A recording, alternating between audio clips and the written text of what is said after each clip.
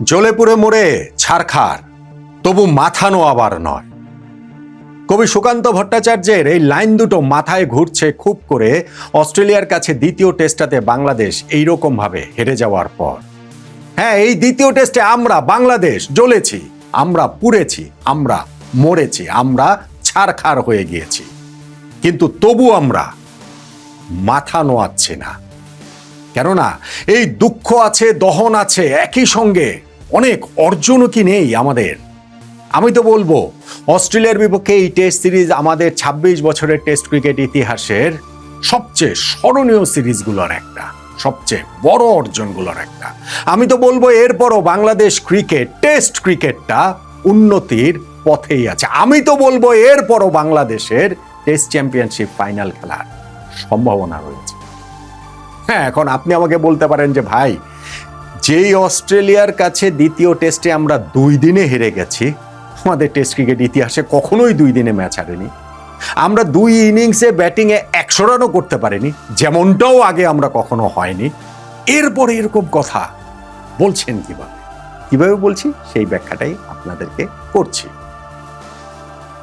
দেখুন, end of the day গিয়ে Bangladesh Australia test সিরিজের রেজাল্ট কি?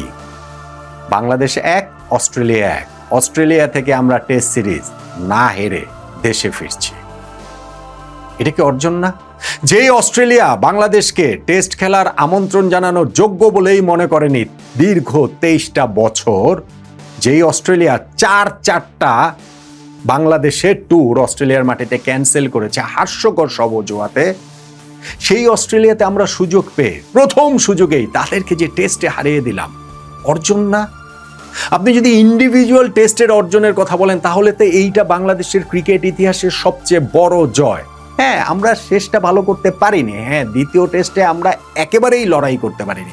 ওই জন্যই তো আমাদের দুঃখ আছে, আমাদের দহন আছে, আমাদের কষ্ট আছে, আমাদের হতাশা আছে, চাইকে আমাদের কিছু ক্রোধও আছে। কিন্তু ওভারঅল যে আমাদের অর্জনটা, অস্ট্রেলিয়ায় ২৩ বছর পর টেস্ট খেলতে গিয়ে টেস্ট সিরিজ না হেরে যে আমরা দেশে ফিরলাম, এইটা আমি মনে করি বাংলাদেশ ক্রিকেটের একটা বিরাট অর্জন। বাংলাদেশের টেস্টটা যে আমি বলছি যে উন্নতির পথেই রয়েছে, সেইটার প্রমাণ তো আইসিসি টেস্টের এই যে র্যাঙ্কিংটাতে আপনি প্রতিফলন দেখতে পাবেন। এই টেস্টের পর আইসিসি যে র্যাঙ্কিং হালনাগাদ করেছে, সেইখানে আমরা ৬ নম্বরে উঠে এসেছি। বাংলাদেশ টেস্ট ক্রিকেটের ইতিহাসে কখনো এত উপরে উঠিনি। ৭৮ রেটিং পয়েন্ট নিয়ে আমরা পেছনে ফেলেছি এইখানটাতে শ্রীলঙ্কাকে, পাকিস্তানকে, ওয়েস্ট ইন্ডিজকে, জিম্বাবুয়েকে।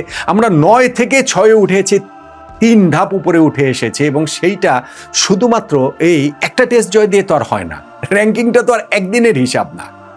ফলে বাংলাদেশের এটা অর্জন। ২০২৪ সালে পাকিস্তানে গিয়ে আমরা ২-০তে টেস্ট সিরিজ জেতার পরে ৭ নম্বরে উঠেছিলাম। এতদিন পর্যন্ত সেটাই ছিল আমাদের র্যাঙ্কিং এর বিচারে সবচেয়ে উপরে ওঠা টেস্ট র্যাঙ্কিং এ। এখন আমরা ৬ নম্বরে উঠে আসলাম। ফলে এইটাকে কি আমরা বলবো না যে না, আমরা আসলে উন্নতির পথেই রয়েছি? আর টেস্ট চ্যাম্পিয়নশিপ ফাইনাল, সেইটার সম্ভাবনাটা কি? এই সেকেন্ড টেস্ট অস্ট্রেলিয়ার কাছে যে আমরা এইভাবে দুমড়ে মুচড়ে গেলাম, তাতে শেষ হয়ে গেল? শেষ তো হয়ে যায়নি।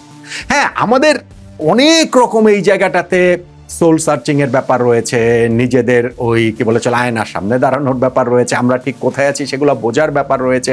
হ্যাঁ, অস্ট্রেলিয়াতে যেই টেস্ট আমরা জিতেছি, তার আগেই আমরা জিম্বাবুয়ের কাছে টেস্টে হেরে গিয়েছি ইনিংস ব্যবধানে, পরেরটাও ইনিংস ব্যবধানে হারলাম। কিন্তু ওভারঅল যদি আপনি টেস্ট ক্রিকেট দেখেন, এই বছরই তো আমরা পাকিস্তানের সঙ্গে ঘরের মাটিতে 2টা টেস্ট জিতেছি না? আমরা তো এই টেস্ট চ্যাম্পিয়নশিপ সাইকেলটাতেই 3টা ম্যাচ জিতেছি না? ফলে আমরা এইখানটাতে যে একেবারেই যে ছন্ন ছাড়া অবস্থায় বাংলাদেশ রয়েছে, বাংলাদেশের টেস্ট ক্রিকেট একেবারে শেষই হয়ে গেল, একটা ম্যাচ এভাবে হারার পর শেষ হয়ে গেল, ব্যাপারটা তো তা নয়। অস্ট্রেলিয়ার মাটিতে 2 দিনে টেস্ট তো গত অ্যাশেজেও হয়েছে, গত অ্যাশেজেও এরকম হয়নি, হয়েছে তো তাতে করে কি হচ্ছে কি ইংল্যান্ডের ক্রিকেট শেষ হয়ে গিয়েছে? শেষ তো আর হয়ে যায়নি। ফলে আমি মনে করি যে বাংলাদেশের এইখানটাতে অবশ্যই পজিটিভ অনেক কিছু নেওয়া রয়েছে। কিন্তু আমি যেটা বললাম যে দুঃখের জায়গাটা রয়েছে, কষ্টের জায়গাটা, স্পেশালি আমাদের ব্যাটসম্যান, স্পেশালি আমাদের ব্যাটিং। দুঃখটা বেশি বোলারদের জন্য। প্রথম টেস্টটা যে আমরা জিতেছি, সেইখানটাতে আমাদের বোলাররা তাদের কাজটা যথারীতি করেছেন, কিন্তু ব্যাটসম্যানরা ওই একটা ইনিংস যে খেলেছিলেন 426 রানের, সেই কারণেই কিন্তু আমাদের জয়টা সম্ভব হয়েছে, আমাদের ওইরকম অর্জনটা সম্ভব হয়েছে। এই দ্বিতীয় টেস্টও আমাদের বোলাররা তাদের কাজ করেছেন। যেভাবেই বলেন না কেন যে অস্ট্রেলিয়াকে 210 রানে অল আউট করে দেওয়া, এটা চারটিখানি ব্যাপার নয়। উইকেট কঠিন, যতই ব্যাটসম্যানদের জন্য কঠিন হোক না কেন, কিন্তু আমাদের বোলাররা তাদের ওই কাজটা করেছেন, যথেষ্ট ভালোভাবে করেছেন। শরীফুলের 7 উইকেট সেটা লিড করেছে, কিন্তু ওভারঅল সব মিলিয়ে খুব খুব খুব ভালোভাবেই তারা তাদের কাজটা করতে পেরেছেন। এবং যদি আমরা টসে জিততাম, যদি আমরা আগে বোলিং নিতাম, ইউ নেভার নো, তখন হয়তো বা ম্যাচ সিনারিওটা অন্যরকম হলেও হতে পারত। ওইটাকে একপাশে সরিয়ে রাখলেও আমাদের ব্যাটিংটা আসলে খুবই জঘন্য হয়েছে, আমাদের ব্যাটিংটা আসলে খুবই যাচ্ছে তাই হয়েছে।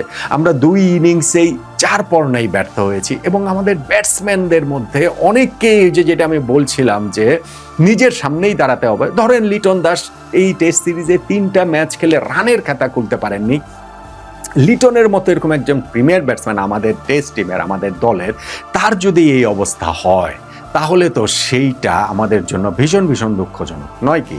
আমাদের অন্যান্য ব্যাটসম্যানদের ক্ষেত্রে যদি আপনি বলেন যে সাদমান, তিনি ওই যে একটা ইনিংসে নট আউট ছিলেন, বাকি ইনিংসগুলোতে ওই একই রকমভাবে আউট হয়েছেন। মমিনুল এই টেস্টে 2টা ইনিংসে একটা ছেড়ে দিয়ে ছাড়ার বল মেরে, মারার বল ছেড়ে তিনি আউট হয়েছেন। আমাদের মুশফিকও লাস্ট ইনিংসটাতে নট আউট ছিলেন, কিন্তু ধরেন